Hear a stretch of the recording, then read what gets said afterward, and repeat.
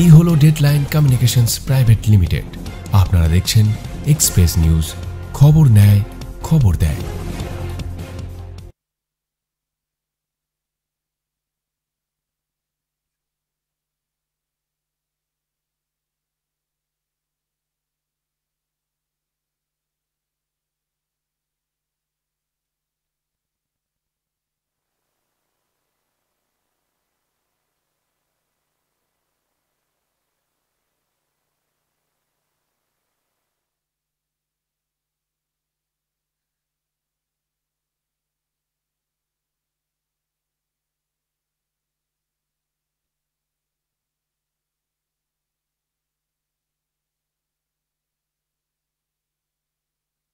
নমস্কার, আপনারা দেখছেন এক্সপ্রেস অনলাইন আর আমি আপনাদের সঙ্গে সব্যসাচী।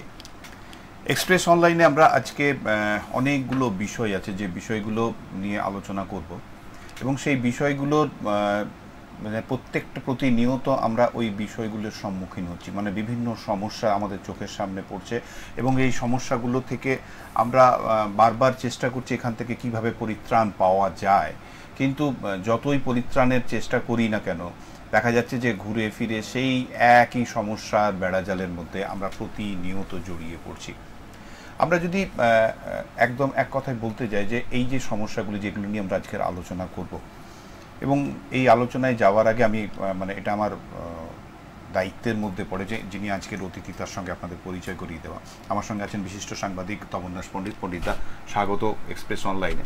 ধন্যবাদ। পণ্ডিতদা, আমরা যে আলোচনার মধ্যে দিয়ে যাব বা যে আলোচনাটা করব আর কি, সেটা হচ্ছে যে অনেকগুলো বিষয় আছে। সেই বিষয়গুলোর মধ্যে একটা সময় আমরা দেখেছিলাম যে গোটা মানে যদি বলতে যাই যে আমি যদি দুর্গাপুরেরই কথা বলি, তো এটাকে একটা মানে মেডিকেল হাব, মানে তুমি দেখো না যত দুর্গাপুরের বুকে বিভিন্ন জায়গায় বিভিন্ন বড় বড় হসপিটাল, মানে একদম মাল্টি স্পেশালিটি হসপিটাল থেকে আরম্ভ করে ছোট ছোট নার্সিংহোম থেকে আরম্ভ করে অনেক কিছু, মানে এক কথায় মেডিকেল হাব করার যে চিন্তা ভাবনা ছিল সেই মেডিকেল হাব কিন্তু করা হয়েছে বা হসপিটালগুলো তৈরি হয়েছে। কিন্তু যে বিষয়টা নিয়ে মানুষের কাছে মানে মানুষ সমস্যার সম্মুখীন হচ্ছে সেটা হচ্ছে পরিষেবা। এত হসপিটাল এত কিছু থাকতেও মানুষ কিন্তু আজ পরিষেবা থেকে অনেকটা পিছিয়ে আছে। তুমি দেখবে যে আমরা এই বিভিন্ন দুর্গাপুরে যেসব হসপিটালগুলো রয়েছে আর কি, বেসরকারিগুলোর কথা আমি বলছি, সরকারিগুলো তো পরের কথা, যেটা আছে সেটা তো আছে।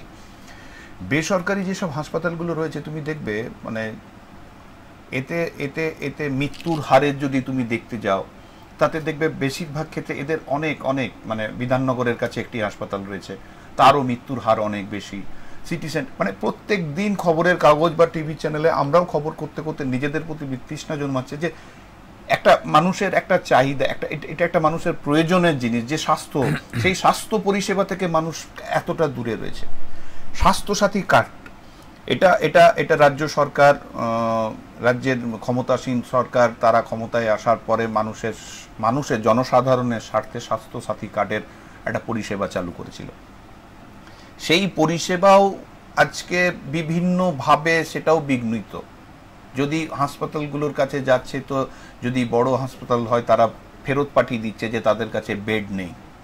আবার কোথাও কোথাও যাচ্ছে যেখানে দেখা যাচ্ছে যে বিভিন্ন সময়, তুমি আর একটা জিনিস তথ্য তোমাকে আমি দিয়ে রাখি, সেটা হচ্ছে যে এই স্বাস্থ্যসাথী কার্ড নিয়েও কিন্তু অনেকে অনেক নিজের মতন করে বিভিন্ন হাসপাতাল তারাও কিন্তু মানে তাদের উপার্জনের রাস্তাটাকে কিন্তু খুব একটা ভালো করে নিয়েছে, কিন্তু সাধারণ মানুষ একদম এই পরিষেবা থেকে দূরে, একদম অনেক অনেক দূরে। কি বলবেন? প্রথমত হচ্ছে যে আজকের বিষয়টা একেবারেই একটা সামাজিক সমস্যার বিষয় এবং অত্যন্ত প্রাসঙ্গিক বিষয়। বিশেষ করে শিক্ষা, স্বাস্থ্য এবং খাদ্য, মানুষের বেঁচে থাকার এই যে তিনটি উপাদান, এই তিনটে উপাদানকে নিয়ে যে সমাজ ভালোভাবে পরিকাঠামো তৈরি করতে পারে তাদেরকেই বলে উন্নত সমাজ। আমাদের দুর্ভাগ্য যে আমরা আমাদের অন্যান্য রাজ্যের কথা যদি বাদও দিই, আমরা যারা নিজেদেরকে এত রুচিশীল এবং উন্নত জাতি বলে বিশেষ করে আমরা এই রাজ্যের মানুষরা দাবি করে থাকি, তাদের এখানে কিন্তু আর যাই হোক, এবং একটা কথা মনে রাখতে হবে যে এই রাজ্য থেকে কিন্তু দেশের অত্যন্ত বিখ্যাত চিকিৎসকরা কিন্তু জন্ম নিয়েছেন এবং এখনও প্রচুর চিকিৎসক, অত্যন্ত নামি দামি এবং বিশেষজ্ঞ চিকিৎসক তারা কিন্তু এই রাজ্য থেকে কিন্তু আমরা পাচ্ছি এই রাজ্য থেকে। কিন্তু দুর্ভাগ্যজনকভাবে এই রাজ্যের চিকিৎসা ব্যবস্থা, সেই পরিকাঠামোটা কিন্তু কখনোই কোনো দিনই এতটা উন্নত হতে পারল না, যেটা অন্তত অন্যান্য উন্নত রাজ্যের সঙ্গে আমাদের তুলনা করা যেতে পারে।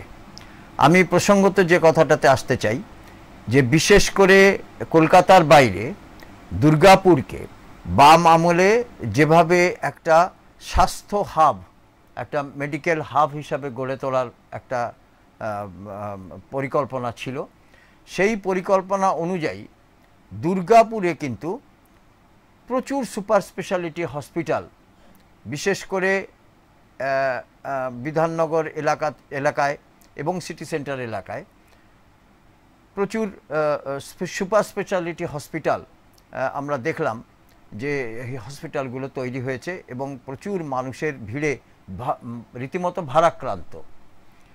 এখন প্রশ্ন হচ্ছে যে কথাটা তুমি বললে যে এটা ঘটনা যে সুপার স্পেশালিটি হসপিটাল তৈরি হয়েছে প্রচুর এবং সবই বেসরকারি উদ্যোগে, যারা যে চিকিৎসা পরিষেবাটা দেন তারা কিন্তু একটা নির্দিষ্ট মানে অর্থের বিনিময়ে, একটা খরচের বিনিময়ে তারা যে পরিষেবাটা দেন, সেই পরিষেবা নিয়েও কিন্তু আজকে সাধারণ মানুষের মনে প্রচুর প্রশ্ন তো দেখা দিয়েইছে। দ্বিতীয়ত যে প্রশ্নটা আমার মূলত যে প্রশ্নটা জাগছে, অর্থাৎ সাধারণ মানুষের মনে, সমাজে যারা ঘুরে বেড়ান, আমরা যারা যেখানে ঘুরে বেড়াই সাংবাদিকতার দৌলতে, সেখানে যে প্রশ্নটা আমরা অত্যন্ত সাধারণভাবে পাই সেটা হচ্ছে যে সুপার স্পেশালিটি হসপিটালে চিকিৎসা করানোর মতো অবস্থা সাধারণ মানুষের প্রত্যেকের নিশ্চয়ই নেই। সেই আর্থিক অবস্থা বা সাচ্ছল্য এটা আমাদের সমাজের সকলের নেই। আজকে দুর্গাপুর শহরাঞ্চল ছেড়ে দিলে যারা দুর্গাপুরে বা দুর্গাপুরের বাইরে থেকে যারা বিশেষ করে গ্রামীণ অঞ্চল যেগুলো না, বিশেষ করে ঝাড়খণ্ড হোক বা অন্যান্য যেগুলো খুবই ধরো যেখান থেকে ইসিএল বা বিসিসিএল এর মতো যেখানে খুব মানে প্রচুর শিল্প রয়েছে, কয়লা শিল্প থেকে অন্যান্য শিল্প, এবং সেখানে যারা কর্মরত তারা বা দুর্গাপুর স্টিল থেকে আরম্ভ করে অন্যান্য যারা শিল্প, যারা যেখানে সরকারি চাকরি যারা করেন, তাদের পক্ষে সুপার স্পেশালিটি হসপিটালে চিকিৎসা করানোটা যত সহজ, সাধারণ মানুষের ক্ষেত্রে কিন্তু সুপার স্পেশালিটি হসপিটালে চিকিৎসা করানোটা অত সহজ নয়। কারণ এর পক্ষে দুটো ব্যাপার আছে। একটা হচ্ছে যে প্রচুর যদি তুমি যদি প্রচুর টাকার মালিক হও তাহলে তুমি খুব সহজেই এই চিকিৎসা পরিষেবাটা পেতে পারো। অন্যথায় তোমাকে যে এই যে মেডিক্লেম সহ যে অন্যান্য যে তোমার স্বাস্থ্য কার্ড যেগুলি আছে সেগুলি যাদের আছে, বিশেষ করে প্রত্যেকটি সরকারি কর্মচারীরই আজকাল দেখা যায় যে তাদের বিভিন্ন ধরনের মেডিক্লেম আছে, ফলে তাদের পক্ষে সুপার স্পেশালিটি হসপিটালে তাদের পক্ষে চিকিৎসা করানোটা সহজ। কিন্তু এই শহরাঞ্চল বা এই সরকারি কর্মীদের কথা বাদ দিলে বা এক শ্রেণীর প্রচুর ধনবান ব্যবসায়ীদের কথা বাদ দিলে বাকি যে অংশটা রয়েছে জনগণ, তারা অত্যন্ত দরিদ্র মানুষ, নিম্নবিত্ত মানুষ, এবং শুধু গ্রামাঞ্চলে নয় শহরাঞ্চলেরও যারা নিম্নবিত্ত মানুষ, তারা চিকিৎসা পরিষেবা কোথা থেকে পাবেন? আজকে এটা হচ্ছে খুব বড় প্রশ্ন। এবং এই চিকিৎসা পরিষেবা পেতে গেলে তাদের পক্ষে যে ধরনের আর্থিক সচ্ছলতা থাকা দরকার, তারা সেই সচ্ছলতা যেহেতু তাদের নেই, সেহেতু তারা কিন্তু চিকিৎসা পরিষেবা থেকে বঞ্চিত হচ্ছেন, এতে কোনো সন্দেহ নেই। আজকে তুমি ধরো যে দুর্গাপুরে সরকারি পরিষেবা বলতে তোমার যে দুটি সংস্থা রয়েছে, একটা হচ্ছে রাজ্য সরকারের সংস্থা তোমার দুর্গাপুর মহকুমা হসপিটাল, আরেকটি রয়েছে ইএসআই হসপিটাল কেন্দ্রীয় সরকারের। ইএসআই হসপিটালে যারা পরিষেবা পান তারা মূলত কোনো সংস্থার থেকে তাদেরকে নথিভুক্ত থাকতে হবে, কেউ নিজে গিয়ে সেখানে চিকিৎসা করাতে পারবেন না। দ্বিতীয়ত হচ্ছে সরকারি যে আমাদের যে হসপিটাল বিধাননগর হসপিটাল, সেই হাসপাতালে কিন্তু সমস্যা হচ্ছে যে সেখানে যে পরিমাণ পরিকাঠামো তার তুলনায় অনেক অনেক বেশি পরিমাণ রোগী, চাহিদা বেশি, রুগীর সংখ্যা বেশি।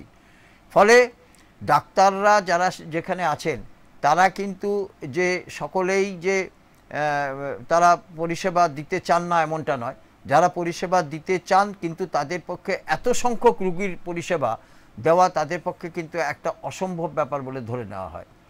ফলে গ্রামাঞ্চলের যে একটা বিশাল সংখ্যক মানুষ, অন্তত দুর্গাপুর মহকুমা ছড়িয়ে আছে কলিয়ারি থেকে আরম্ভ করে গ্রামাঞ্চল, এই অঞ্চলে যে একটা বিশাল সংখ্যক মানুষ যারা দারিদ্র্য সীমার নিচে থাকেন অথবা নিম্নবিত্ত মানুষ, তারা তাদের চিকিৎসা পরিষেবা পেতে কোথায় যাবেন? নিশ্চয়ই তারা সরকারি হসপিটাল ছাড়া তাদের কোনো উপায় নেই। এবং সেই সঙ্গে যে স্বাস্থ্যসাথী যে কার্ড, রাজ্য সরকারের যে কার্ড, সেটা নিয়ে তারা কিছু কিছু ক্ষেত্রে তারা চিকিৎসা পাচ্ছেন না এমনটা বলা যাবে না, তারা অনেক ক্ষেত্রে তারা উপকৃত হচ্ছেন।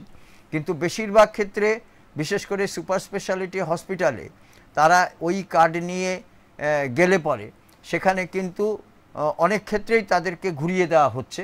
হয়তো এটা আমি বলছি না যে তাদের ইচ্ছাকৃতভাবে ঘুরিয়ে দেওয়া হচ্ছে, কারণ সুপার স্পেশালিটি হসপিটালগুলোতে দুর্গাপুরের এটা কিন্তু সবসময়ে কিন্তু একটা বিশাল সংখ্যক মানুষ কিন্তু সেখানে সবসময় চিকিৎসার জন্য যান। ফলে এটা ঘটনা যে সেখানে কি বেড পাওয়া কিন্তু সবসময় সোজা কথা নয়। এবং শুধু যারা স্বাস্থ্যসাথী কার্ড নিয়ে যাচ্ছেন শুধু তাদের ক্ষেত্রে নয়, যারা রীতিমতো মেডিক্লেম দিয়ে অথবা যারা রীতিমতো প্রচুর টাকা পয়সা নিয়ে যাচ্ছেন তাদের পক্ষেও কিন্তু সবসময় কার্ড বেড পাওয়া কিন্তু সম্ভব নয়। অনেক সময় দেখা যাচ্ছে যে তাদেরকে কিন্তু রীতিমতো অপেক্ষা করে থাকতে হচ্ছে যে কখন বেড ফাঁকা হবে, তারপরে তারা বেডটি পাবেন। সুতরাং এই যে বেডের চাহিদা তাদের যেমন রয়েছে, একই সঙ্গে কিন্তু যারা স্বাস্থ্যসাথী কার্ড নিয়ে যাচ্ছেন তাদেরকে কিছু হসপিটাল হয়তো নেওয়ার ইচ্ছা থাকলেও হয়তো নিতে পারছে না, আবার কিছু হসপিটাল হয়তো ইচ্ছাকৃতভাবে যেহেতু টাকার পরিমাণটা সেখানে হয়তো তাদের যথেষ্ট নয়, দ্বিতীয়ত হচ্ছে যে সরকারি যেভাবে টাকা সেটা কবে তারা পাওয়া যাবে সেটা নিয়েও তাদের মধ্যে একটা যেহেতু চিন্তা রয়েছে, সেহেতু অনেক সময় তারা সেটা নিতে চান না সেই কার্ড। ফলে একটা মানে অব্যবস্থা দেখাই যাচ্ছে। আর নিম্নবিত্ত এবং একেবারে দরিদ্র মানুষ যারা তারা কিন্তু কথায় কথায় তারা কিন্তু এই যে ভারতবর্ষের যেখানে মূলত চিকিৎসা ব্যবস্থা, যেখানে উন্নত চিকিৎসা ব্যবস্থা অর্থাৎ দক্ষিণের রাজ্যগুলোতে, সেখানে কিন্তু তারা কথায় কথায় যেতে পারবেন না, কেন সেখানে যাওয়া মানে একটা বিপুল খরচ, সেটা তারা পারবেন না। সুতরাং তাদেরকে কিন্তু স্থানীয়ভাবেই চিকিৎসাটা নিতে হবে, কিন্তু স্থানীয়ভাবে তারা চিকিৎসাটা পাবেন কোথায়? এবং সুপার স্পেশালিটি হসপিটালের বিরুদ্ধে মানে একটা ব্যাপক আকারে বিলের অভিযোগ ওঠে বারবার, এবং যারাই সেখানে চিকিৎসার জন্য ভর্তি হন সেখানে কিন্তু তাদের বেরিয়ে এসে একটা অভিযোগ থাকে যে এত বিল তারা কিভাবে পূরণ করবেন, অথবা যারা খুব কষ্টের সৃষ্টি দিয়ে এসেছেন তারা কিন্তু দ্বিতীয়বার আর সেইখানে যেতে চান না, কিন্তু বাধ্য হয়ে মানে কারোর তো রোগ তো এমনই যে তার চাইলেই তো তাকে রোধ করতে পারবেন না, ফলে তাকে প্রয়োজনে হয়তো আবার যেতে হবে সেখানে।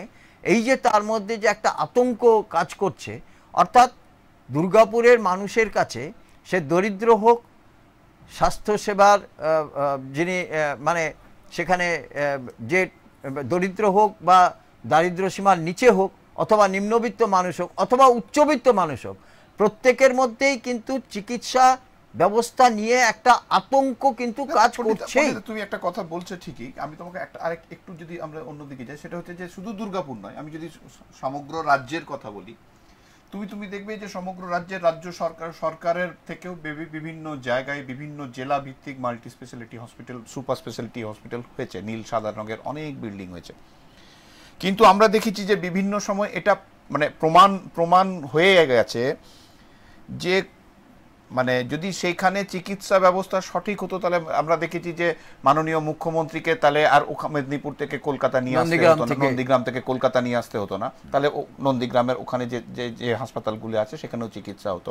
বা শুধু মুখ্যমন্ত্রী কেন, অনেককেই দেখা যাচ্ছে যে যাদেরকে বড় অন্য কোথাও SSKM এর মতন জায়গায় তাদেরকে শিফট করতে হচ্ছে, অথচ সেই সব জায়গাতে কিন্তু প্রচুর কোটি কোটি টাকা খরচা করে নীল সাদা রং করে পরে super speciality hospital, multi speciality hospital অনেক কিছু হয়েছে, কিন্তু মানুষ, সাধারণ মানুষ কিন্তু এখনো পর্যন্ত ওই বাড়িগুলোই দেখছে, পরিষেবার জায়গা থেকে তারা কিন্তু অনেকটা, যেটা আমি প্রথমে না, প্রসঙ্গত তুমি যেটা বললে একটা কথা বলা উচিত এখানে, সেটা হচ্ছে যে SSKM এর কথা তুমি বললে। SSKM নিঃসন্দেহে এই রাজ্যের সরকারিভাবে একটি অত্যাধুনিক হাসপাতাল, এবং সেখানকার যারা ডাক্তার তারা হচ্ছেন স্বনামধন্য ডাক্তার, এবং তাদের হাত যশ নিয়ে কোনো বা চিকিৎসা ব্যবস্থা নিয়ে কোনো রকমের কথা উঠবে না। কিন্তু সমস্যা হচ্ছে, একটা অভিযোগ বারবার উঠছে যে যারা শাসক দলের নেতাকর্মী তারা খুব সহজেই সেখানে সুযোগ পেয়ে যাচ্ছে একদম, এবং তারা মাসের পর মাস তারা কেবিনগুলো আটকে রাখছেন, অথচ সাধারণ যারা যাদের প্রয়োজন আছে তাদের রাস্তায় পড়ে থাকছে, তবু তাদের জায়গা না, তাদের সেখানে জায়গা পাওয়া যাচ্ছে না বা তারা সেই চিকিৎসা তারা পাচ্ছেন না, এই অভিযোগ কিন্তু বারবার উঠছে। এবং এই অভিযোগগুলো উঠবে কেন, এটা নিয়েও কিন্তু প্রশ্ন উঠছে। কারণ মুখ্যমন্ত্রী, যিনি নিজেও স্বাস্থ্যমন্ত্রী, তিনি কিন্তু ক্ষমতায় আসার সঙ্গে সঙ্গে তিনি কিন্তু যেটা বলেছিলেন যে সাধারণ মানুষদের চিকিৎসা ব্যবস্থাকে তিনি নিশ্চিত করতে চান, অথচ সরকারি হসপিটালগুলোর বিরুদ্ধে কিন্তু অভিযোগের পাহাড় জমা হয়েছে। এবং শুধু যে প্রচুর যে মানে এটা ঘটনা যে পরিমাণ যে পরিকাঠামো সেখানে রয়েছে তার থেকে অনেক অনেক পরিমাণ বেশি সেখানে রুগী তারা ভর্তি হতে চাইছেন হসপিটালগুলোতে, ফলে একটা সমস্যা তো থেকে যাচ্ছেই। আমি তোমাকে এই প্রসঙ্গে একটা কথা বলি যে আজকে যদি তুমি বিশেষ করে চেন্নাই অথবা হায়দ্রাবাদ সহ ইত্যাদি যে দক্ষিণের যে এখন যেগুলি মানে চিকিৎসা ক্ষেত্রে ভারতের অগ্রণী প্রতিষ্ঠান, সেখানে যদি তুমি যাও, সেখানে তুমি দেখতে পাবে সেখানে অনেক জায়গাতে সেখানে কিন্তু বোর্ড বাংলাতে দেওয়া আছে, আসুন গ্রহণ করুন, বেরিয়ে যান ইত্যাদি। প্রচুর বাঙালি স্টাফকেও সেখানে রিক্রুট করা হয়েছে। তার কারণটা হচ্ছে যে সেখানকার মূলত সেখানে যে রুগী যারা, সেই রুগীর সংখ্যা কিন্তু বেশিরভাগ রুগীর সংখ্যা হচ্ছে হয় পশ্চিমবঙ্গ, নয় হচ্ছে বাংলাদেশ। মূলত এই দুটি, একটি বাংলাদেশ এবং একটি আমাদের দেশ, দুটি বাঙালি অধ্যুষিত যে জায়গা, এই দুটি বাঙালি অধ্যুষিত, একটি হচ্ছে আমাদের রাজ্য এবং অন্যটি হচ্ছে বাংলাদেশের মতো দেশ একটি। এখানকার বাঙালিরাই কিন্তু মূলত দেখা যায় যে সেখানে পরিষেবার জন্য, অর্থাৎ এখানে চিকিৎসা পরিষেবা না পেয়ে তারা কিন্তু সেখানে যাচ্ছেন, এবং এটা খুব দুর্ভাগ্যজনক। আমি তোমাকে শুধু তাই নয়, এখানে তুমি এটার সঙ্গে আমি একটা কথা শুধু তোমাকে যোগ করি যে এই যে আমরা তুমি এখানে যেসব হাসপাতালের বড় বড় ডাক্তারবাবুরা যারা নিজেরা বড় বড় করে মাল্টি স্পেশালিটি হাসপাতাল তৈরি করেছেন, তাদেরও চিকিৎসা কিন্তু দুর্গাপুর ছেড়ে দিয়ে বা সেই যে জায়গায় আছে সেই জায়গাটা ছেড়ে দিয়ে তারাও কিন্তু চেন্নাই বা দক্ষিণ ভারতের দিকে পাড়ি দেন। একদম, অনেকেই দক্ষিণ ভারতেই যাচ্ছেন নিজের চিকিৎসা করাতে। এবং সাধারণ মানুষ যতই, একদম তুমি ঠিক যে কথাটা তুমি বললে যে অনেকগুলি সুপার স্পেশালিটি হসপিটাল অনেকগুলি জেলাতেই তৈরি হয়েছে, এবং তাদের যে কিন্তু সেখানে পরিকাঠামোটা ঠিকমতো গড়ে না ওঠায় সেখানে কিন্তু মানে সাধারণ মানুষ, বিশেষ করে এটা তৈরি করা হয়েছিল গ্রাম এবং শহরতলির মানুষগুলোর জন্য, কিন্তু তারা কিন্তু সেখানে সেই পরিষেবা না পেয়ে সে ঘুরে ফিরে তারা পরিকাঠামোর অভাবে পরিষেবা থেকে বিঘ্নিত, ফলে তারা কিন্তু ঘুরে ফিরে সেই কলকাতার সরকারি হসপিটালগুলোতেই তারা ভিড় জমাচ্ছেন। আমার যেটা জানার বা আমার মনে হয়, আমার নয়, আমার সঙ্গে যারা দেখছেন আমার দর্শক বন্ধুদের তাদেরও একটা প্রশ্ন, সেটা হচ্ছে যে যার আর্থিক সচ্ছলতা আছে সে সুপার মাল্টি যেসব স্পেশালিটি হসপিটালগুলোর আছে বা মাল্টি স্পেশালিটি হসপিটালগুলো আছে সেখানে যাবে, বা দক্ষিণ ভারতের যেসব হাসপাতালগুলো আছে তারা যাবে, কিন্তু সাধারণ মানুষ, রোজ খেটে খাওয়া মানুষ, যারা যারা মানে দিন আনা দিন খাওয়া যেসব মানুষগুলো, তারা যাবে তো যাবে কোথায়? আমার সেটাই প্রশ্ন যে আজকে সরকারি যারা কর্মী তারা বিভিন্নভাবে তাদের সুবিধে কিছু আছে। প্রথমত বেশিরভাগ সরকারি কর্মীদের এখন মেডিক্লেম তারা করেন, ফলে হয় গ্রুপ মেডিক্লেম আছে বা তাদের পরিবারের মেডিক্লেম আছে, তারা একজনের নামে থাকে, তারা গোটা পরিবারের তারা চিকিৎসা পান। সেটা তাদের সাধ্য অনুযায়ী, তাদের যে সেই লিমিটটা সাধ্য অনুযায়ী হয় 2 লাখ, 5 লাখ, 10 লাখ, যে যেরকম পারেন, কিন্তু তাদের আছে, তারা সেই পরিষেবাটা পেতে পারেন এবং তারা যে কোনো সুপার স্পেশালিটি হসপিটালে অন্তত প্রাথমিকভাবে মনের জোরে তার সেই রুগীটাকে তারা ভর্তি করাতে পারেন। অন্তত তারা জানেন যে তাদের কাছে মেডিক্লেম আছে, তারা অন্তত কিছু বিল তারা দিতে পারবেন। কিন্তু যাদের কাছে মেডিক্লেম নেই, যাদের কাছে প্রচুর টাকা নেই, যারা একেবারে সাধারণ মানুষ, তুমি যেটা বললে দিন আনতে দিন খাওয়া মানুষ, তাদের মধ্যে কিছু মানুষের আছে, তারা হচ্ছে ইএসআই হসপিটাল তাদের জন্য রয়েছে এবং সরকারি যে হসপিটাল সেটি রয়েছে। কিন্তু সমস্যা হচ্ছে যে ইএসআই হসপিটাল সেটাতে হচ্ছে যে সংস্থাতে যারা কাজ করেন, তার সেই সংস্থা কিন্তু তাদের সেই যে ন্যূনতম যে সেখানে যে একটা অংশের টাকা সেখানে দিতে হয়, সেটা সেই সংস্থাকে দিতে হয়, তারপরে তিনি চিকিৎসাটা পান। এবং ইএসআই হসপিটাল এখন যেটা ব্যবস্থা আমরা জানি, সেটা তারা অনেকটা উন্নত ব্যবস্থা করেছে এবং যদি এখানে তাদের ট্রিটমেন্ট না হয় তাহলে তারা আরো উন্নত জায়গাতে তারা সেখানে রেফার করতে পারে, একদম স্থানান্তরিত করে দিচ্ছেন। কিন্তু তাতেও কিন্তু সমস্যা যে খুব মিটছে তা নয়, কারণ দেখা যায় যে সরকারি হসপিটালে তারা কিন্তু এখনো এতটাই ভিড় যে বেশিরভাগ সরকারি হসপিটালে এখনো পর্যন্ত মেঝেতে শুয়ে থাকতে হয়, বেড পাওয়া যায় না, বা একটা বেডে দুজন। তার মানে কি? তার মানে যে ইএসআই হসপিটালও যে পুরোপুরি চাহিদা মেটাতে পারছে তা নয়, সরকারি হসপিটালও পুরো চাহিদা মেটাতে পারছে না, সেটাও নয়। কিন্তু সমস্যা হচ্ছে এটা একটা বড় সমস্যা। কিন্তু আরেকটা যেটা সমস্যা, অর্থাৎ যারা মোটামুটি আর্থিকভাবে যারা সমৃদ্ধশালী, তাদেরও কিন্তু চিকিৎসা ব্যবস্থা নিয়ে কিন্তু অভিযোগের শেষ নেই, এবং শেষ নেই বলেই এবং তারা কিন্তু এই রাজ্য বলো অথবা দুর্গাপুর, আসানসোল বলো, এখানকার চিকিৎসা ব্যবস্থার ওপরে কিন্তু তারা যথেষ্ট আস্থা রাখতে পারছেন না বলেই তারা কিন্তু আজকে দক্ষিণের দিকে তারা বারবার যাচ্ছেন আসছেন। এবং একসময় দুর্গাপুর থেকে দেখা গেছে, এবং তুমি জানো যে দুর্গাপুর থেকে সরাসরি দক্ষিণের রাজ্যের জন্য এখানে বিমান চালু হয়েছে, যাতে বেশিরভাগ কিন্তু যাত্রী দেখা যায় যে তারা কিন্তু চিকিৎসা পরিষেবার জন্যই যাচ্ছেন, সেখানে সাধারণ যাত্রীদের তুমি খুঁজে পাবে না। এটি মূলত চেন্নাইয়ের সঙ্গে বা হায়দ্রাবাদের সঙ্গে সেখানে তুমি দেখো যে 90% যে যাত্রী তারা কিন্তু মূলত কিন্তু চিকিৎসার জন্যই যাচ্ছে। এবং যে ট্রেনগুলি দক্ষিণে যাচ্ছে, সেই ট্রেনগুলিতেও কিন্তু 70-80 ভাগ মানুষ তারা কিন্তু দক্ষিণে যাচ্ছেন। দুটি জাত থাকে, এক হচ্ছে পরিযায়ী শ্রমিক আর দুই হচ্ছে যারা চিকিৎসা করার রোগী, তারা। বাকি কিন্তু ট্রেনে আর কেউ নেই, এবং যে ট্রেনগুলি আমাদের এখান থেকে সব দক্ষিণের দিকে যাচ্ছে।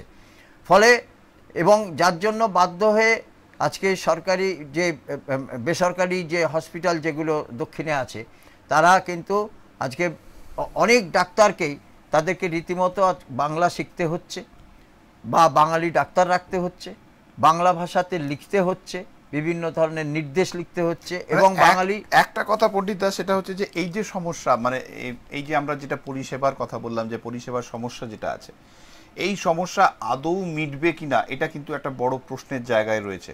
কারণ হয়তো আমরা দেখেছিলাম যে রাজ্যের মুখ্যমন্ত্রী যিনি প্রথমবার শপথ নেওয়ার পরে হঠাৎ করে বিভিন্ন হাসপাতালে যে ভিজিটগুলো করছিলেন, তারপরে আস্তে আস্তে যিনি যদিও স্বাস্থ্যমন্ত্রী তিনি নিজেই, এবং আস্তে আস্তে তার ভিজিটের যে পরিমাণ সেটাও কিন্তু তিনি বন্ধ করে ফেলেছেন। এবং তার ফলে, এবং আমরা আরেকটা শুধু এইটুকু নয়, আমরা এটাও দেখছি যে বিভিন্ন হাসপাতালের ডাক্তাররা ডাক্তাররাও তারা মানে তাদের কর্মকাণ্ড বন্ধ করে রেখে চিকিৎসার জায়গা থেকে বাইরে এসে বসে আছে, এটাও দেখছি। তো সেহেতু এই সমস্যার সমাধান কিভাবে হবে, কবে হবে, মানে আদৌ সমস্যাটার সমাধান হবে না। কি আরেকটা না? কথা তোমাকে প্রসঙ্গত বলি, হ্যাঁ, সেটা হচ্ছে যে এই বছরে এই রাজ্যে 8টি বেসরকারি সংস্থা তারা কিন্তু হসপিটাল গড়ার জন্য সরকারি স্বীকৃতি পেল, অর্থাৎ 8টি সংস্থা তারা ডাক্তারি পড়াতে পারবে একদম তারা মেডিকেল কলেজ হিসাবে গণ্য হয়েছে। 8টি সংস্থা, এটা সবই বেসরকারি। হ্যাঁ, কিন্তু এবার এটাই দেখা যে হ্যাঁ মেডিকেল কলেজ হচ্ছে, মেডিকেল কলেজে কিন্তু এই প্রসঙ্গে আমার যে কথাটা আছে, এই বেসরকারি আজকে নিট নিয়ে যেটা যে ব্যাপক যে একটা দুর্নীতির অভিযোগ উঠেছে, যদি এইরকমই ঘটনা ঘটতে থাকে, আমার প্রশ্ন আমিও তোমার কাছে এটাই বলার যে সেটা হচ্ছে যে যদি নিটের মতন ঘটনাই ঘটতে থাকে, যদি আর্থিক বলেই যদি ডাক্তার হয়ে আসে, তাহলে মেধার কি প্রয়োজন আছে? একদম একদম একদম। আমি পণ্ডিত আর একটা বিষয়, সেটা হচ্ছে যে অন্য কিছু নয়, সেটা হচ্ছে যে এই যে আমরা চিকিৎসার কথা বলছিলাম, তুমি এবং বললে যে মানুষের নিত্য প্রয়োজনীয় জিনিসের যেগুলো প্রয়োজন তার মধ্যে চিকিৎসার থেকে আরম্ভ করে শিক্ষাটাও একটা বড় অঙ্গ, এবং শিক্ষাকে বাদ দিয়ে পরে কোনো কিছুই হবে না। কিন্তু আজকে তুমি দেখো, আমি তোমাকে বলি, সেটা হচ্ছে যে শিক্ষার যে প্রাঙ্গণ, সেই শিক্ষার প্রাঙ্গণেও কিন্তু আমরা দেখছি যে এখন আর ওই বাংলা মিডিয়াম স্কুলগুলো প্রায় নেই বললেই চলে। এখন প্রায় যে কটি আছে তাদেরকে দূরবীন দিয়ে দেখতে হবে বা আতশ কাচ দিয়ে দেখতে হবে। কিন্তু যে ইংলিশ মিডিয়াম স্কুলগুলোই হয়েছে বা রয়েছে, কথায় কথায় বিভিন্ন জায়গায় পয়েন্ট ইন্টারন্যাশনাল, ভারতের ন্যাশনালের কথা তো বাদই দিয়ে দাও, পয়েন্ট কোথাও যদি কোনো একটা পয়েন্ট আছে তো আরেকটা এখানে এই পয়েন্ট লেগে গেল, বা ইন্টারন্যাশনাল, সব জায়গায় প্রত্যেকটা স্কুলের পেছনে একটা করে ইন্টারন্যাশনাল লেগে গেছে।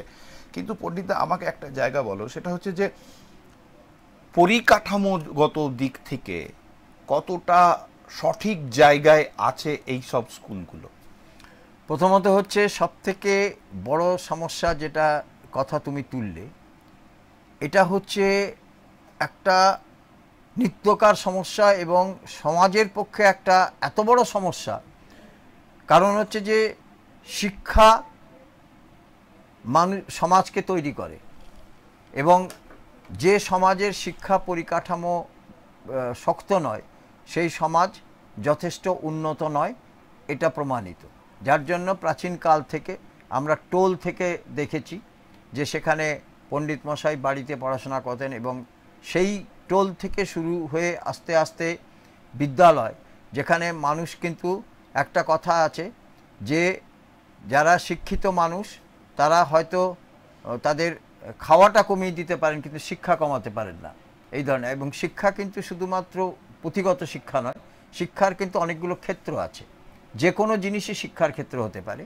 তার মধ্যে পুঁথিগত শিক্ষাটা শুরু হয় স্কুল থেকে, এবং এই স্কুলে মূলত প্রাইমারি সেকশন থেকে যেটা শুরু হয়। এক সময়ে খুব প্রাথমিক স্তরে শিক্ষাটা যে শুরু হতো, এখন প্রাথমিকেরও নিচে এখন শুরু হয় যে প্রাইমারি 1, প্রাইমারি 2 ইত্যাদি। অর্থাৎ এখন আগে নিয়ম ছিল যে 4 বছর বা 5 বছর বয়সে স্কুলে পাঠানো হতো তাদের বাচ্চাদের একটু বুঝবার মতো শক্তি হলে। এখন কিন্তু বাবা মারা মোটামুটি 2.5 বছর 3 বছরেই পাঠিয়ে দিচ্ছেন, কখনো ক্রেশের নাম করে, কখনো স্কুলের নাম করে পাঠিয়ে দিচ্ছেন। সেটা বেশিরভাগই প্লে স্কুল ইত্যাদি হয়। কিন্তু যে কথাটা তুমি বললে যে সরকারি স্কুলের পরিকাঠামো এতটাই ভেঙে পড়েছে, এবং সরকারিভাবে, এবং আজকের যদি তোমাকে যদি ক্যারিয়ার গড়তে হয়, যদি তোমাকে তার জন্য কিন্তু এই ক্যারিয়ারের দৌলতে মূলত আজকে তোমাকে কিন্তু এই বাংলা স্কুলগুলোকে ছেড়ে মূলত ইংরেজি মাধ্যম স্কুলে কিন্তু বাবা মাদেরকে তাদের সন্তানদেরকে ভর্তি করতে হচ্ছে। তার মানে এই নয় যে আজকে কিন্তু তারা করতে বাধ্য হচ্ছেন, কারণ সরকারি স্কুলগুলোর যে পরিকাঠামো এবং যে অবস্থা, বিশেষ করে প্রাথমিক স্কুলগুলো, সেটা এই যে মিড ডে মিল, এই মিড ডে মিলের সত্যি কথা যদি বলো যে আমাদের গ্রামের মানুষের আর্থিক অবস্থা এখনো পর্যন্ত এতটাই মানে খারাপ যে সেটা অবর্ণনীয় বললেও কম বলা হয়। এবং শুধুমাত্র খাওয়ার জন্য মিড ডে মিলে বাচ্চাদেরকে পাঠানো হয়, এই নজির কিন্তু আজকে ভুরি ভুরি রয়েছে। যে পড়াশোনাটা বড় কথা না, সেখানে স্কুলে গেলে খেতে পাবেন, সেই জন্য কিন্তু বাচ্চারা স্কুলে আসছে। যা এটা কিন্তু, এবং বারবার তুমি দেখতে পাবে অনেক সংবাদ, এবং আমরাও বিভিন্ন সময় বিভিন্ন সংবাদ করি, বা আমাদের কাছে বিভিন্ন গ্রাম থেকে দেখো সংবাদ আসে যে বিভিন্ন সময় মিড ডে মিল যেহেতু তৈরি হয়নি, সেহেতু সেখানে গ্রামের মানুষের সঙ্গে স্কুল কর্তৃপক্ষের রীতিমতো একটা বিবাদ। আমরা গত 2-1 দিন আগে একটা খবর করেছিলাম, সেটা হচ্ছে যে এই মিড ডে মিল এখন শুধু ভাত আর এক চিমটে হলুদ, হ্যাঁ যেভাবেই হোক, কিন্তু এই যে ভাতটুকু পাওয়া, এবং সেখানে কথা ছিল সেখানে পুষ্টিকর খাদ্য হিসেবে সেখানে অন্তত একটা ডিম দেওয়া হোক, একটা মিষ্টি দেওয়া হোক, ডাল দিতে হবে। সেগুলো তো এখন কতটা দেওয়া হয় সেটা আমরা জানি না, কিন্তু শুধুমাত্র ভাতটা সেটাও ঠিকমতো দেওয়া হয় কিনা জানি না। কিন্তু মিড ডে মিল নিয়ে এই বিশেষ করে প্রাথমিক স্কুলের শিক্ষক শিক্ষিকারা তারা কিন্তু পড়ানোর থেকেও অনেক বেশি ব্যস্ত ওই মিড ডে মিলের ব্যবস্থা করতে। এবং সেখানে কোথা থেকে কাঠ আসবে, কোথা থেকে মিড ডে মিল যদি সেখানে তৈরি সময় মতো যদি না দেওয়া যায়, সেখানে কিন্তু বাচ্চারা ফিরে যাবে, পড়াশোনা হবে না ইত্যাদি, এবং দায়িত্ব কিন্তু তখন তাদেরকে নিতে হবে সেই শিক্ষক শিক্ষিকাদের। এই সমস্যাটা কিন্তু রয়েই গেছে। এবং সরকারি স্কুলগুলোতে, এবং যদি তুমি সরকারি স্কুল এবং কলেজের কথা বলো, যেগুলো সরকারি একেবারে সরকারি মানে সাহায্যপ্রাপ্ত, সেগুলোতে কিন্তু পরিকাঠামোতে যা অবস্থা দাঁড়িয়েছে তাতে সেখানে কিন্তু কোনো অভিভাবকই কিন্তু তাদের ছেলেমেয়েদেরকে আর কিন্তু সেখানে পাঠাতে চাইছেন না। আরেকটা কথা হচ্ছে যে এখন কিন্তু ছেলেমেয়েরা, এই কথাটা খুব গুরুত্বপূর্ণ, তারা কেউই কিন্তু একটা সাধারণ লাইনে কিন্তু আর পড়াশোনা করতে চাইছে না। সাধারণত তারা কিন্তু এখন বিভিন্ন প্রযুক্তির লাইনে, বিভিন্ন টেকনিক্যাল লাইনে সেখানে কিন্তু তারা যেতে, বিশেষ করে আজকে যে ডিজিটাইজেশনের যে যুগ, সেখানে কম্পিউটারের বিভিন্ন লাইন, এবং ডাক্তার ইঞ্জিনিয়ার এই দুটি ছাড়াও বাকি সমস্ত জায়গাতেই, বিশেষ করে তুমি যদি বলো হসপিটালিটি ম্যানেজমেন্ট বা অন্যান্য জায়গাতে, সবই কিন্তু এখন কিন্তু একেবারে আলাদা আলাদা কিন্তু তার শিক্ষা প্রতিষ্ঠান আছে। এই ভোকেশনাল শিক্ষা প্রতিষ্ঠানগুলোতেও কিন্তু তারা ভর্তি হচ্ছে। কিন্তু আমি যেটা বলছিলাম পণ্ডিত দা, কিন্তু হ্যাঁ তুমি এরপরে আমি আসছি যে, এবং যে প্রত্যেকটা বাবা মাই কিন্তু চাইছেন যে তার ছেলেমেয়েরা ছোট থেকে কিন্তু একটু ইংরেজি শিক্ষায় শিক্ষিত হোক, এবং তারা ইংরেজি শিক্ষায় শিক্ষিত হলে তারা তাদের পক্ষে অন্যান্য রাজ্যে শিক্ষা পেতে বা অন্যান্য পরিকাঠামো করতে তাদের সুবিধে হবে। খুব স্বাভাবিক, কারণ আমাদের রাজ্যে এখনও যদি উচ্চশিক্ষা, সেটা এখনও ইংরেজিতেই হয়, আমাদের দেশে অন্যান্য ভাষাতে হয় না। কিন্তু সমস্যা হচ্ছে আজকে যদি তুমি দুর্গাপুরের থেকে আসানসোল শুধু কলিয়ারি এলাকাতে যদি তুমি যাও, খনি এলাকাতে রাস্তার ধারে ধারে তুমি দেখবে প্রচুর স্কুল গড়ে উঠেছে, এবং সেটা কোনোটা একতলা খুব ছোট, হয়তো 2টি মাত্র ঘর, কোনোটা 4টি ঘর, কোনোটা বেশিরভাগ একেবারেই ছোট ছোট ইয়ে, কিন্তু নামগুলো সেই ইন্টারন্যাশনাল অমুক তমুক। একদম সেখানে যে পরিকাঠামো, সেই পরিকাঠামোতে সেখানে কারণ হচ্ছে যে যেহেতু এখন কলিয়ারি অঞ্চলে শিক্ষা দেওয়ার মতো প্রচুর স্কুল নেই, সেহেতু সেইটার সুযোগ নিয়ে এক শ্রেণীর ব্যবসায়ী তারা কিন্তু কলিয়ারি এলাকাতে কিন্তু স্কুল এখন তৈরি করছেন প্রচুর। এবং কলিয়ারি এলাকাতে যেহেতু কলিয়ারি থেকে শহরে এসে অনেকেরই পক্ষে শিক্ষা নেওয়া সম্ভব না, সেহেতু তারা কিন্তু কাছাকাছি যে তারা আছে যদি পান না, খুব স্বাভাবিকভাবেই সেখানেই তারা ছেলেমেয়েদের ভর্তি করাবেন, এবং সেটাই হয়েছে। কিন্তু দেখা যাচ্ছে যে সেখানে না কোনো পরিকাঠামো আছে, না শিক্ষক শিক্ষিকাদের কোনো সেই যোগ্যতা আছে। অর্থাৎ একটা স্কুলে পড়াতে গেলে যে ধরনের যোগ্যতা শিক্ষক শিক্ষিকাদের প্রয়োজন, সেগুলো প্রয়োজনীয়। এবং ইংরেজি মাধ্যম স্কুল বলে যে স্কুল চালানো হচ্ছে, সেখানে ইংরেজির নেই, সেখানে তারা রীতিমতো বাংলা ভাষাতেই কথা বলছেন অথবা হিন্দি ভাষাতেই কথা বলছেন, কিন্তু লেখা আছে ইংলিশ মিডিয়াম স্কুল ইত্যাদি ইত্যাদি। অর্থাৎ সরাসরি মানে শিক্ষা ব্যবস্থার যে দুর্বলতা, সেই দুর্বলতাটার সুযোগে এক শ্রেণীর মানুষ সেখানে ব্যাঙের ছাতার মতো ছোট ছোট ছোট ছোট স্কুল তৈরি হয়েছে আজকে কলিয়ারি এলাকাতে। আজকে সেটা অস্বীকার করার কোনো জায়গা নেই। এবং এই স্কুলগুলোতে যে কোনোভাবে কোনো শিক্ষার পরিকাঠামো গড়ে উঠতে পারে না, এতে কোনো দ্বিমত থাকার কোনো সম্ভাবনা নেই। কারণ একটা স্কুল তৈরি করতে গেলে যে পরিমাণ যে উদ্যোগ দরকার হয়, যে পরিমাণে ফ্যাকাল্টি দরকার হয় তাদেরকে বিশেষ করে, এবং প্রত্যেকটা স্কুলের সঙ্গে খেলার মাঠ, যেটা নির্দিষ্টভাবে বাচ্চাদেরকে খেলার জন্য যে মাঠ, এই মাঠ থাকা খুব অত্যন্ত জরুরি। এগুলো কোনো কিছুই নেই। একটা স্কুল চলছে এবং সেটা কিভাবে চলছে এবং সেই স্কুলগুলোর ওপরে নজরদারি কারা করছেন সেটাও কিন্তু, সেই স্কুলের নথিভুক্ত আছে কিনা এবং সেই স্কুলে কি শিক্ষা দেওয়া হচ্ছে, তাতে কি কোর্স পড়ানো হচ্ছে, তার উপরে কোনো নজরদারি নেই। আজকে যে প্রতিষ্ঠানগুলো তোমার আছে, আজকে যে বড় বড় যে স্কুলগুলো, স্বনামখ্যাত স্কুল যেগুলো শহরে অঞ্চলে যেগুলো রয়েছে, সেই স্কুলগুলোতে হয় তারা সিবিএসসি বোর্ড আছে, অথবা আইসিএসসি বোর্ড আছে, অথবা এইচএস বোর্ড আছে। একটা বোর্ডের মাধ্যমে তাদের নজরদারি চালানো হয়, সেই কোর্স অনুযায়ী স্কুল চলে। এই ছোট ছোট কলিয়ারি এলাকাতে এই স্কুলগুলো কোন বোর্ডের আন্ডারে চলে, অথবা প্রাথমিকভাবে বাচ্চাদের যে শিক্ষা দেওয়া হয় সেই শিক্ষাটা কোন কোর্সে দেওয়া হয়, সেই শিক্ষাটা সত্যিকারের বাচ্চারা পাচ্ছে কি না, এই ধরনের নজরদারি কে করবে, এটাও তো একটা খুব গুরুত্বপূর্ণ ব্যাপার। কারণ প্রত্যেকটা জিনিস একটা নজরদারি দরকার। যেমন আজকে আমরা শিক্ষার কথা বললাম, সেই শিক্ষা, আমরা স্বাস্থ্যের কথা বললাম। আজকে স্বাস্থ্য পরিষেবা কেমন চলছে, হসপিটালগুলো কেমন চলছে, এটা পরিষেবা করার জন্য, দেখার জন্য একটা স্বাস্থ্য দপ্তর আছে। স্কুলের বিভিন্ন স্কুলের ওপরে নজরদারি করার জন্য একটা দপ্তর আছে, শিক্ষা দপ্তর। এরা কোন দপ্তরের মধ্যে পড়ছে এবং তারা সেই দপ্তরে স্বীকৃত কিনা, এগুলো দেখবার জন্য সম্ভবত কোনো নজরদারি নেই। তার ফলে যা অবস্থা, সেই অবস্থা আমরা দেখতে পাই। বিশেষ করে আমরা যারা বিভিন্ন সময়ে সংবাদের সংগ্রহের খাতিরে আমরা বিভিন্ন জায়গাতে ঘুরে বেড়াই, সেখানে আমরা বেশিরভাগ ক্ষেত্রে দেখতে পাই যে এই যে স্কুলের নামে সেখানে যা চলছে, সেই এগুলোকে স্কুল না বলে এগুলোকে শুধুমাত্র একটা ব্যবসা কেন্দ্র বলা যায়, বা ব্যবসার একটা ছোটোখাটো দোকান বলা যায়, যে যেখান থেকে শুধুমাত্র বিক্রি করা হচ্ছে,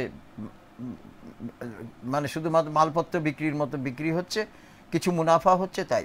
এবং যারা সেই স্কুলগুলো স্থাপন করছেন তাদের কতটা সেই যোগ্যতা আছে সেটাও কিন্তু দেখার মতো।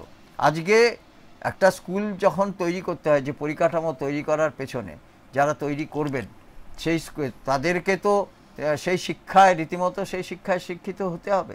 সেখানে সেই শিক্ষাটা তাদের কতটুকু আছে সেটাও দেখবার মতো কে আছে। মানে এক কথায় যদি আমরা স্বাস্থ্যের ক্ষেত্রে দেখি, যে স্বাস্থ্য নিয়ে যখন আমরা কথা বলছিলাম আর কি, তো স্বাস্থ্যের জায়গাতেও দেখা যাচ্ছে যে যেভাবে বেসরকারি হাসপাতালগুলোতে যেভাবে, মানে এক কথায় মিডিয়াম, তোমার মেডিকেল মাফিয়া যে জায়গায় কাজ করছে, ঠিক এডুকেশন মাফিয়ারাও কিন্তু, ঠিক আমি যদি বলি এটাকে, যে তারাও কিন্তু মানে নামে বেনামে বিভিন্ন জায়গায় স্কুলের উপর দিয়ে, যে মানে একটা স্কুল করলেই একটা আলাদা জায়গা তৈরি হয়ে যাবে, এবং এটা একটা মানে স্কুলটা যে মানুষকে শিক্ষা দেওয়ার জায়গা, মানুষকে তার জ্ঞান বাড়ানোর জায়গা, সেটা না হয়ে এটা একটা মানুষ গড়ার কারিগর যারা মাস্টাররা, সেই জায়গাটা না হয়ে এখন যেন অর্থ উপার্জনের জন্য একটা ভালো ইন্ডাস্ট্রি তৈরি হয়ে গেছে স্কুল। না, একটা কথা হচ্ছে যে দুর্গাপুরকে, এটা ঘটনা যে এক সময় বাম আমলে দুর্গাপুরকে একটা এডুকেশন হাব করে গড়ে তোলার একটা প্রচেষ্টা ছিল, এবং এখন যে সমস্ত স্কুল ইত্যাদি বড় বড় স্কুল, দেশের অত্যন্ত নামী স্কুল প্রতিষ্ঠান যারা এখানে আসছেন, সেটা কিন্তু তারই ফলশ্রুতি। সেখানে পরিকাঠামো গড়ে উঠেছিল বলেই তারা এখানে আসছেন। এবং দুর্গাপুর এমন একটা জায়গা যেখানে, যেহেতু এখানে কিন্তু প্রচুর ছেলেমেয়ে বা প্রচুর অভিভাবক, তারা কিন্তু বাইরে থেকে দুর্গাপুরে পড়তে পাঠান। যেমন দুর্গাপুর সংলগ্ন যে এলাকা, অর্থাৎ রানীগঞ্জ, উখড়া ইত্যাদি এলাকাতে প্রচুর মানুষ, তারা কিন্তু তাদের ছেলে মেয়েদেরকে দুর্গাপুরে পাঠান পড়াশোনা করতে। কিন্তু আমি যেটা বলতে চাইছি যে এইগুলো ছাড়াও, এই যে অত্যন্ত নামী প্রতিষ্ঠান যেগুলো, সেগুলো তাদের একটা আলাদা পরিকাঠামো আছে, কিন্তু তাদের বিরুদ্ধেও কিন্তু প্রচুর অভিযোগ আছে। এটা নয় যে তারা, সেখানেও কিন্তু এমন এমন স্কুল আছে যেখানে দেখা যায় যে মানে তাদের ক্ষমতার বাইরে, এবং মানে একটা অস্বাভাবিক হারে তারা ছাত্রছাত্রীদের থেকে ফিস ধার্য করছেন বিভিন্নভাবে।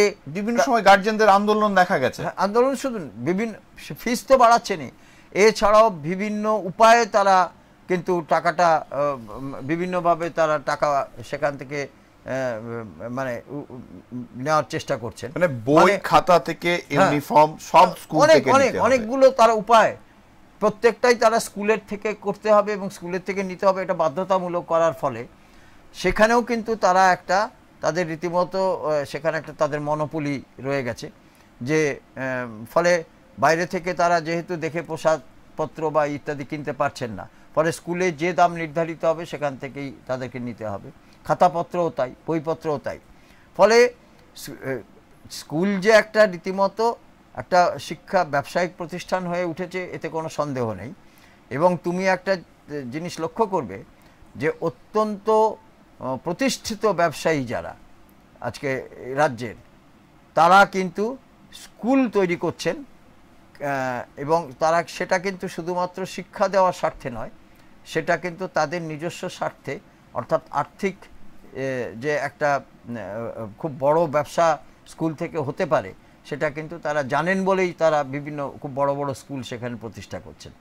তুমি এটা নয় যে আজকে আমরা বহু শিক্ষককে দেখেছি এক সময় যারা ঘুরে ঘুরে পায়ে হেঁটে ছাত্রদেরকে শিক্ষা দিয়েছেন, আজকে সেই ধরনের শিক্ষক তো পাওয়া যাবে না, কিন্তু সেই ধরনের আজকে কিন্তু দেখবে বেশিরভাগ যে নামকরা স্কুল যেগুলো বড় প্রতিষ্ঠান, সেগুলোর পেছনে কিন্তু খুব বড় বড় হাউস আছে, যে কোনো ইন্ডাস্ট্রি হাউস থাকতে পারে বা অন্যান্য, কিন্তু সেটা তুমি দেখবে যাদের মালিকানা। আমি একটা জায়গা পণ্ডিত আজকের আলোচনায় প্রথম কথা হচ্ছে যে স্বাস্থ্য কেন্দ্রের নিয়ে, স্বাস্থ্য পরিষেবা নিয়ে যখন আলোচনা করলাম আমরা, সেখানেও কিন্তু সঠিক পরিষেবার যে জায়গাটা সেটাও যেমন এখনো পর্যন্ত পরিষ্কার হলো না, ঠিক শিক্ষার ক্ষেত্রেও আমরা দেখলাম যে শিক্ষার ক্ষেত্রে কারা এটা মানে কাদের নজরদারিতে এই শিক্ষা প্রতিষ্ঠানগুলি চলছে বা কতটা সঠিক পথে চলছে এই শিক্ষা প্রতিষ্ঠানগুলো, এটাও কিন্তু একটা বড় প্রশ্নের জায়গায় রয়ে গেল।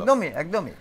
পণ্ডিতা, আর একটা বিষয় মানে ইদানিং আমরা দেখতে পাচ্ছি এবং ট্রেন্ড চলছে যে আমরা এটা একটু অন্য দিকে, যেমন শিক্ষার কথা বললাম, আমরা স্বাস্থ্যের কথা বললাম, এটা একটু যদি বলি প্রশাসনিক বিষয়ও থেকে যাচ্ছে এবং এটার মধ্যে ল অ্যান্ড অর্ডারের পার্টও থেকে যাচ্ছে। সেটা হচ্ছে যে আমরা দেখছি যে বিভিন্ন সময় বিভিন্ন জায়গা থেকে মানে কিডন্যাপিং থেকে শুরু করে মানে এখন আবার একটা নতুন ট্রেড চলছে, ছেলে ধরা, বাচ্চা ছেলেদের নিয়ে চলে যাচ্ছে, তুলে নিয়ে চলে যাচ্ছে। যাই হোক, এই যে পরিস্থিতি, গণধোলাই একদম, এবং তার ফলে একটা মানে মানুষ যেন সবাইকে যে কোনো কিছুতেই হোক সবাই মিলে একটা জায়গায় জড়ো হচ্ছে এবং তাকে মারধর করছে। আমরা চাপড়া দেখলাম, সেখানে মানে যেটাকে বলা যায় না, আমাদের বাংলাতে এটা ভাবা যায় না, এটাও কিন্তু হচ্ছে। শুধু নয় না, ঘটনা হচ্ছে যে ঘটনাটা একেবারেই অন্য ধরনের, না অন্য ধরনের হলেও পণ্ডিতা, আমার কথা হচ্ছে যে মানে মানুষের যে হিংস্রতাটা দিনকে দিন বাড়ছে। আমার কথা অন্য জায়গায় নেই, চোপড়ার ঘটনা একদম অন্য পার্টের ঘটনা, বারাসাতের ঘটনা একটা অন্য পার্টের ঘটনা, আমি সেই জায়গায় যাচ্ছি না। কিন্তু আমার প্রশ্ন হচ্ছে সেটা হচ্ছে যে আমি যেটা বলতে চাইছি সেটা হচ্ছে মানুষ এত হিংস্র হয়ে যাচ্ছে, সবাই মিলে জড়ো, আদৌ দেখছে না যে আদৌ সে ছেলে ধরা বা অন্য কোনো কিছু ঘটনা। দেখো, প্রথমত হচ্ছে যে চোপড়ার ঘটনা নিয়ে যদি শুরু করি, চোপড়ার ঘটনাতে যত হিংস্রতা থাক, স্থানীয় এমএলএ তিনি কিন্তু বলেছেন যে ইসলাম শরীয়তে এই ধরনের শাস্তির বিধান আছে, ফলে এবং পরবর্তী ক্ষেত্রে ফলে তাদের বিরুদ্ধে বা যারা করেছে তাদের বিরুদ্ধে কোনো ব্যবস্থা নেওয়া হয়নি বা যায়নি। সেটা যেহেতু আমাদের দেশে নিরপেক্ষ দেশ আমাদের, সেখানে প্রত্যেকটা জাতি তার নিজস্ব তাদের কালচার আছে, তারপরে প্রশাসনের ভূমিকা নিয়েছে এবং অ্যারেস্ট হয়েছে, এবং সেটা প্রশাসন এবং তাকে শোকজ করা হয়েছে ইত্যাদি, দল থেকে ইত্যাদি, এটা আলাদা ব্যাপার। কিন্তু এই যে তুমি বললে যে আইন হাতে নেওয়ার প্রবণতা, একদম এটা কিন্তু আমাদের রাজ্যে এটা অত্যন্ত দুর্ভাগ্যজনক যে আমরা এক সময় দেখেছি সিউড়িতে কোনো একটা ঘটনা আমার মনে পড়ছে যে একটা মোবাইল চুরি অভিযোগে একটা কিশোরকে সেখানে বেঁধে রেখে অত্যন্ত নির্মমভাবে পিটানো হয়েছে, বা যারা যাচ্ছেন সেই রাস্তা দিয়ে তারা সবাই মিলে পেটাচ্ছেন।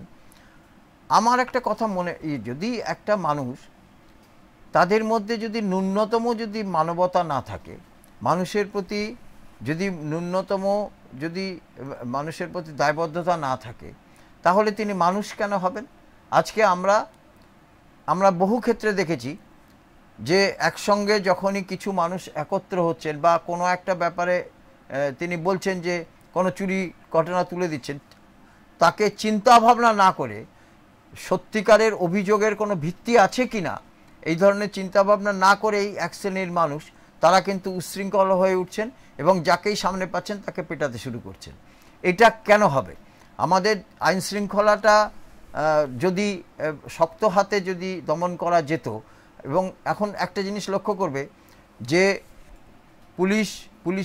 পুলিশ নিশ্চয়ই পুলিশের সম্পর্কে আমার এখানে কিছু বলার নেই, কিন্তু পুলিশ তো আইন শৃঙ্খলা রক্ষা করার জন্য পুলিশেরকে সৃষ্টি হয়েছে, পুলিশ যে পোস্টটা সৃষ্টি হয়েছে তো আইন শৃঙ্খলা রক্ষা করার জন্য দেশের, এবং মানুষ যাতে নিশ্চিন্তে চলাফেরা করতে পারেন এবং সাধারণ মানুষ যাতে আইনের শাসনের মধ্যে থাকেন, এটাই তো পুলিশের ভূমিকা হওয়া উচিত।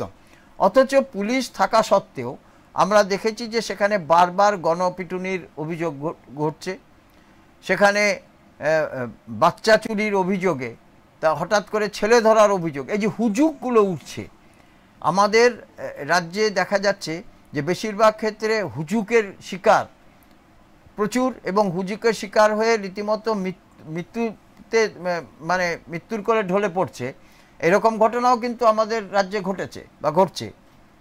ফলে আমাদের এই যে মানুষের মধ্যে অসহিষ্ণুতা, এবং বরাবরই দেখা গেছে যে এই রাজ্যের মানুষ তারা কিন্তু যখন তখন আইন হাতে নিতে ভালোবাসে, এবং যদি কারোর বিরুদ্ধে কোনো অভিযোগ থাকে এবং অথবা যদি কেউ মনে করে যে কোনো ছেলে ধরা বা কোনো কিছুর অভিযোগ রয়েছে, তাহলে নিকটবর্তী হয়তো পুলিশে ফোন করা যেতে পারে যদি থানা দূরে হয় বা ফাঁড়ি দূরে হয়, অথবা পুলিশকে এখন মোবাইলে পুলিশ সবসময় সব জায়গাতে পাওয়া যায়, পুলিশকে খবর দেওয়া যেতে পারে।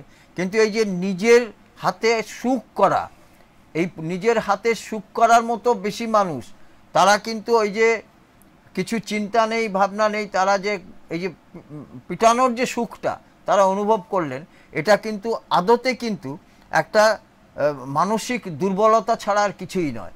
মানুষ যত দুর্বল হবে, মানুষের সামাজিকভাবে পরিকাঠামো যত দুর্বল হবে, তত কিন্তু মানুষ এই ধরনের অনৈতিক কাজে কিন্তু তারা কিন্তু উৎসাহিত হবে এবং একদম এবং মানুষের এটা একদম ঘটনা। আজকে মানুষের তুমি প্রত্যেকটা যে আতঙ্কের কথা আমরা বলছিলাম তোমাকে, আজকে প্রত্যেকটা ব্যাপারে আতঙ্ক। দেখো আতঙ্কটা কেন, একটা আতঙ্ক বলে একটা সিনেমা হয়েছিল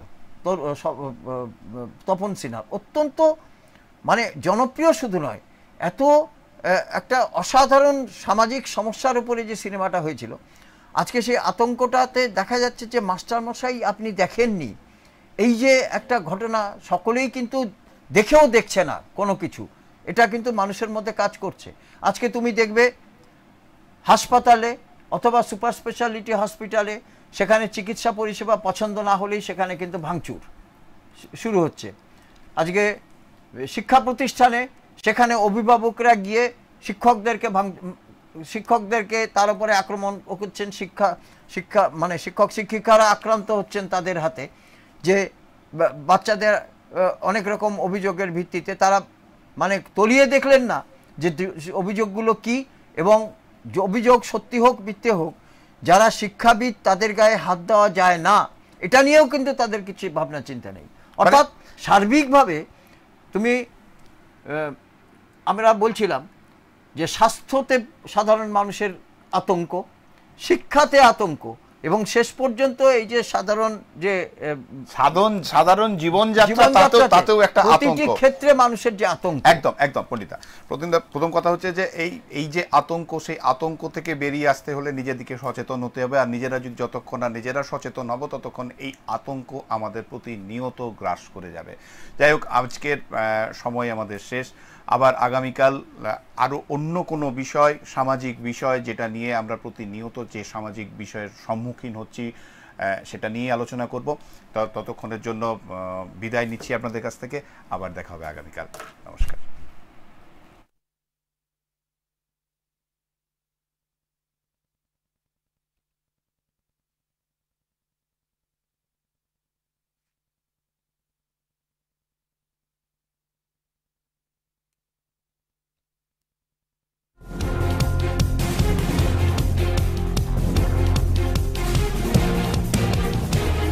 এই হলো ডেডলাইন কমিউনিকেশনস প্রাইভেট লিমিটেড। আপনারা দেখছেন এক্সপ্রেস নিউজ, খবর নেয়, খবর দেয়।